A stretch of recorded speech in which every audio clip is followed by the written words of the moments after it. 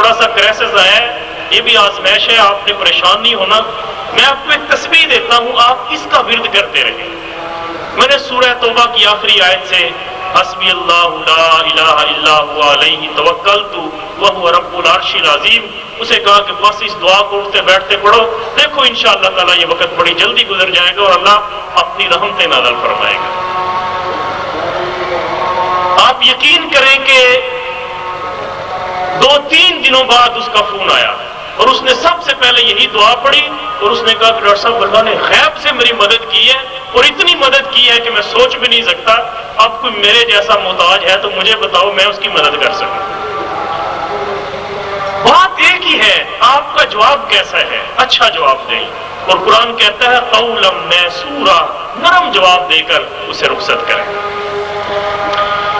وَلَا تَجْعَلْ يَدَكَ مَغْلُولَةً إِلَىٰ عُنُقِكَ، نہ تو بالکل بخیل اور کنجوس بن جاؤ، اور وَلَا تَبْسُطْهَا، اور نہ ہی فضول خرچ بن جاؤ، كُلَّ الْبَسْطِ فَتَقْعُدَ مَلُومًا مَحْسُورًا، اتنے فضول خرچ کے بعد میں خود ہی پچھتاتے پھرو، او جی کبھی وہ دن تھے کتنے پیسے تو ہم فقیروں کو دے دیا کرتے تھے اور آج خود ترس رہے۔ میانہ روی اختیار کرو۔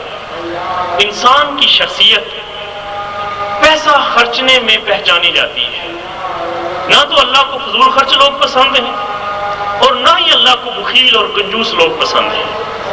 معتدل اور میانہ روی اختیار کرو۔ اگر اللہ نے زیادہ رزق دیے ہے تو بھی کوئی غرور اور تکبر اور نمود و نمائش کرنے کی ضرورت نہیں ہے، اور اگر اللہ نے کم رزق دیے ہے تب بھی گھبرانے کی، پریشان ہونے کی ضرورت نہیں ہے۔ اس دنیا کی حقیقت کو سمجھو، یہ دنیا کچھ نہیں ہے، یہاں کا دیا ہوا مال اور رزق یہ کچھ بھی نہیں ہے، اس لیے اس میں میانہ روی اور معتدل طریقے سے چلو۔ ان ربک یبسط الرزق لمن یشاء ویقدر، تمہارا رب جس کے لیے چاہتا ہے رزق میں اضافہ کر دیتا ہے، جس کے لیے چاہتا ہے رزق میں تنگی کر دیتا ہے۔ انہ کان بعبادہ خبیرا بصیرا، وہ اپنے بندوں کے حال سے بڑا ہی باخبر ہے، وہ جانتا ہے اپنے بندوں کی اوقات کو اور ان کی حیثیت کو کہ کس کو کتنا دینے ہیں اور کب دینے ہیں۔ یہ آزمائش ہے۔ یہ جو رزق کا معاملہ ہے اس بارے میں یہ مسئلہ یاد رکھیے گا، اگر کسی شخص کو اللہ نے رزق زیادہ دیا ہے تو ہرگز اس کا مطلب یہ نہیں ہے کہ اس کا رب اس سے بڑا راضی اور بڑا خوش ہے، جی اس کو بڑے رزق سے نواز رکھے۔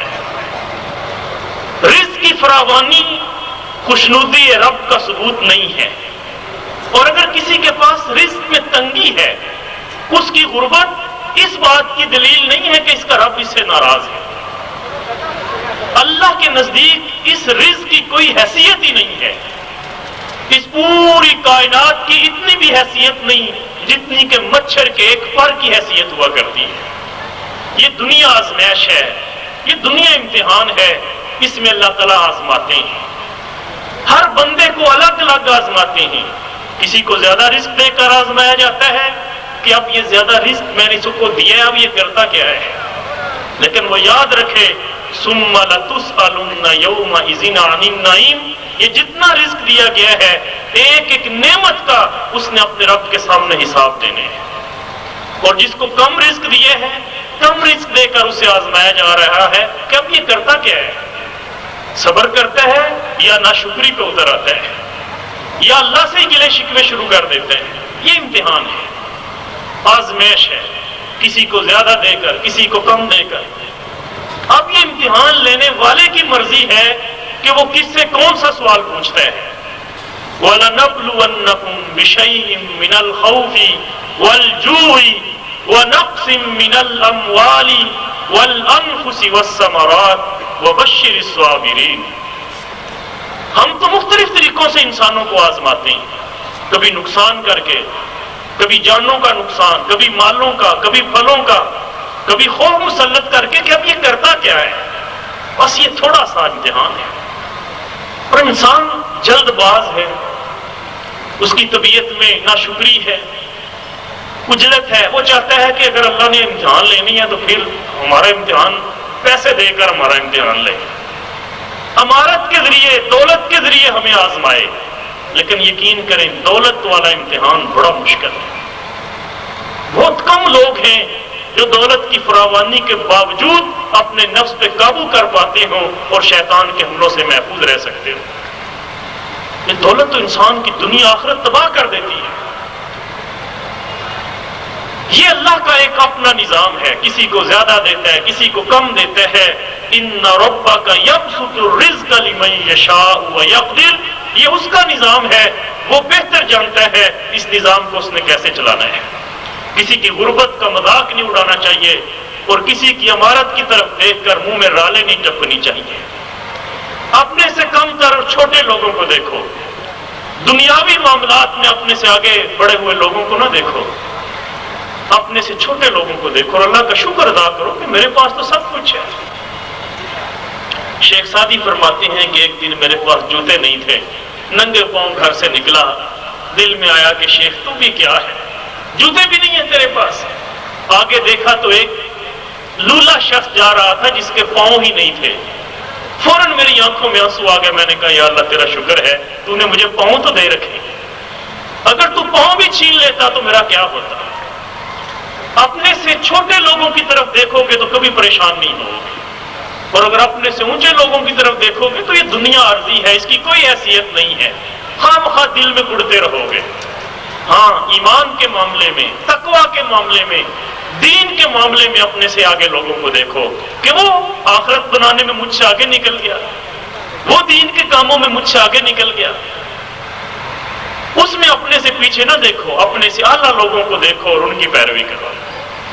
اس کے بعد پھر اللہ رب العالمین نے اگلی آیات میں فرمایا کہ اپنی اولاد کو رزق کے ڈر اور خوف سے قتل نہ کرو، برائی کے راستے کے قریب بھی نہ جاؤ، اور کسی کی ناحق جان نہ لو، اور اگر قصاص بھی لینے ہیں تو اس میں بھی انصاف کرو. فرمایا وَلَا تَقْتُلُوا أَوْلَادَكُمْ خَشْيَةَ إِمْلَاقٍ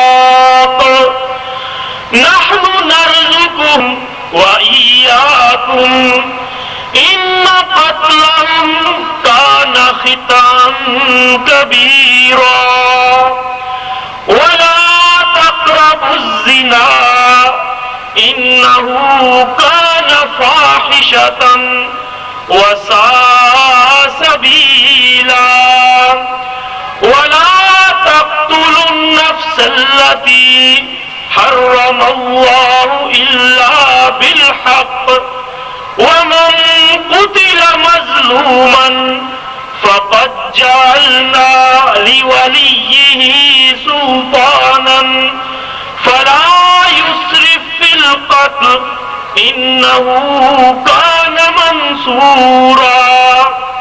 اپنی اولاد کو رزق کی تنگی کے ڈر سے قتل نہ کرو. نحن نرزقهم وإياكم، ان کو رزق دینے والے بھی ہم ہیں، تم کو بھی رزق دینے والے ہم ہیں.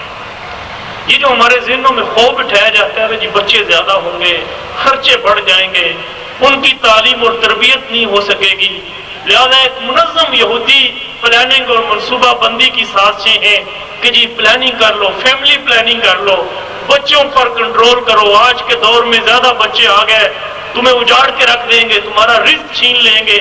قرآن کہتے ہیں نہیں، ٹھیک ہے تم ماں باپ ہو، وہ پیدا تمہارے گھر میں ہو رہے ہیں، لیکن نحن نرزقهم وإياكم، ان کے رازق ہم ہیں. ہر پیدا ہونے والی روح اپنا رزق اپنے ساتھ لے کر آتی ہے، ہر بچہ اپنا رزق ساتھ لے کر آتا ہے. اور کیا ممکن اللہ نے اس کی تقدیر میں اتنا رزق لکھا ہو کہ اس کے آنے سے تم بھی خوشحال ہو جاؤ. لہذا یہ بالکل ایک گمراہ کن پروپیگنڈا ہے کہ زیادہ آبادی بڑھے گی تو مسائل بڑھیں گے، رزق تنگ ہوگا. بلکہ وہ جو رازق ہے، جس طرح آبادی بڑھ رہی ہے وہ آبادی کے بڑھنے سے کئی گنا زیادہ تیز رفتاری کے ساتھ رزق میں اضافہ کر رہا ہے، رزق میں اسی طرح اضافہ ہو رہا ہے. بلکہ یہاں میرے بزرگ بھی بیٹھے ہیں، دیکھ لیں ان کے بچپن میں ان کا معیار زندگی کیا تھا اور آج ان کے بچوں کا معیار زندگی کیا ہے. بہتر ہوا ہے یا کم ہوا ہے؟ بلکہ رزق بڑا ہے، رزق کی فراوانی آئی ہے. چند سال پہلے تو لوگ اچار سے اور چٹنی سے روٹی کھا کے گزارا کر لیتے تھے، ایک دو دو سوٹ کپڑوں کے ہوتے تھے، گزارا کر لیتے تھے، سادہ سے ڈرائنگ روم ہوتے تھے، گھروں میں سادہ سی چارپائیاں پڑی ہوتی تھی۔ لیکن آج گھروں کو آپ دیکھیں، ان کی تزئین و آرائش کو دیکھیں، شاید بادشاہوں کے محلات بھی اتنے سجے ہوئے نہیں ہوتے ہوں گے۔ آج ان کے کھانے کی ٹیبل دیکھیں، آج ان کے لباس جوتوں کے جوڑے دیکھیں، گنتے میں نہیں آ رہے۔ تو رزق تو بڑھ رہا ہے، کم تو نہیں ہو رہا۔ دنیا میں اس وقت سب سے زیادہ آبادی چائنا کی ہے۔ اگر آبادی کا بڑھنا ہی سب سے بڑا مسئلہ ہے تو چائنا کو تو اجڑ جانا چاہیے تھا اب تک، لیکن ہم دیکھتے ہیں وہ تو دن دگنی رات چگنی ترقی کر رہا ہے۔ آبادی کے بڑھنے سے رزق بڑھتا ہے، کم نہیں ہوتا۔ یہ گمراہ کن پروپیگنڈا ہے کہ بچے زیادہ ہوں گے تو رزق میں تنگی آ جائے گی۔ قطعاً تنگی نہیں آئے گی، اپنا رزق ساتھ لے کر آئیں گے اور اللہ ان کا رزق خود نازل کرے گا۔ ان کا قتل، منصوبہ بندی کی پلاننگ کرنا اور ایسی سازشوں میں حصے دار بننا، ان قتلہم کان خطئا کبیرا، یہ بہت بڑا گناہ ہے، بہت بڑا گناہ ہے یہ، اور ہم اسے گناہ کبیرہ سمجھتے ہی نہیں ہیں۔ یہ بہت بڑا گناہ ہے۔ ولا تقربوا الزنا انہ کان فاحشۃ وساء سبیلا، زنا کے قریب بھی نہ جاؤ، یہ بڑا ہی برا راستہ ہے۔ صرف یہ نہیں کہا کہ زنا نہ کرو، بلکہ کہا ہے اس کے قریب بھی نہ جاؤ۔ اور یہ جو فیملی پلاننگ والے ہیں، یہ جو مارکیٹ میں مختلف طریقے ہمیں سمجھاتے ہیں، مختلف قسم کی گولیاں اور مختلف قسم کے انجیکشن ٹیکے اور یہ چیزیں ہیں جی منصوبہ بندی کے لیے استعمال کرو، حقیقت میں ان کا استعمال فحاشی اور عریانی کے لیے ہو رہا ہے۔ اور ہر دور میں اس چیز کو کبھی جائز مقصد کے لیے استعمال نہیں کیا گیا، ناجائز کاموں کے لیے استعمال کیا گیا ہے۔ اسی لیے ساتھ ہی اللہ نے فرمایا کہ اس برائی کے قریب بھی نہ جاؤ، کہ یہ بڑا ہی برا راستہ اور بڑے ہی فحش اور بڑے ہی برا گناہ کا کام ہے۔ وَلَا تَقْتُلُوا النَّفْسَ الَّتِي حَرَّمَ اللَّهُ إِلَّا بِالْحَقِّ، کسی کی جان نہ لو، نہ حق کسی کا خون نہ کرو، نہ حق کسی کا قتل نہ کرو۔ آذان شروع ہو گئی جی مسجد میں۔ اللہ اکبر، اللہ نفس التی حرم اللہ الا بالحق، نہ حق کسی کا قتل کرنا، جسے اللہ نے حرام کیا ہے اس کو قتل کر دینا، یہ کسی مسلمان کو زیب نہیں دیتا ہے۔ جس طرح ایک مسلمان شرک نہیں کر سکتا، کفر نہیں کر سکتا، زنا نہیں کر سکتا، کسی کا خون بھی نہیں کر سکتا۔ لیکن یہ آج ہم کیا دیکھ رہے ہیں؟ یہ جو چار جانب خودکش حملے ہیں، یہ جو بم دھماکے ہیں، یہ جو انسانوں کا قتل عام ہے، مارنے والے کو بھی نہیں پتا کس کو کیوں مار رہا ہوں، اور مرنے والا بھی نہیں جانتا کہ میں نے اس کا کیا بگاڑا ہے جو یہ میری جان کے درپے ہے، میرا قتل کر رہا ہے۔ یہ یہودیوں کی اور ہندوؤں کی ایجنسیاں ہیں جنہوں نے ہمیں آپس میں لڑانے کے لیے اور اس ملک کو کمزور کرنے کے لیے ہمیں ہی مروایا، ہماری فوجوں سے، امریکہ کی فوجوں سے، اور پھر ہمارے اندر